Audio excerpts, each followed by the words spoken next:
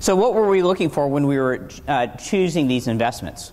Well, we were looking for, 4 or 5 things. We were looking for a creative, visionary team, a small team of people with maybe some industry expertise, but really who are high energy and scrappy, who are willing to put time and effort into trying to develop something in a very, very compressed amount of time, a very, very intense period of time.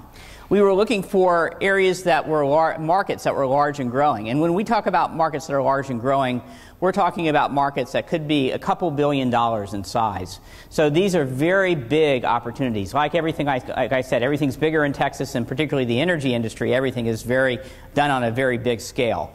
So the opportunity here was to take these small, innovative companies and apply really new creative thinking to very large markets. And we were looking for things that we thought would solve a pain point, something that these companies really were struggling with. So we looked for small startup companies that had a very specific focus on solving a very narrow problem that was causing lots of pain to some of the corporations that we were dealing with. And finally, we were looking for the capital efficiency. In other words, could they do a lot with a little bit of money? And could they basically scale this sort of business very, very rapidly to become a much bigger business in a very short period of time?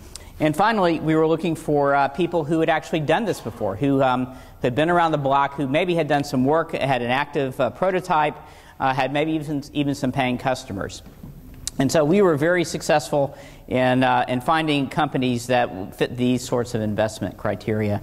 And the idea was we wanted them not only to be interesting companies to enter the incubator, but also to succeed afterwards.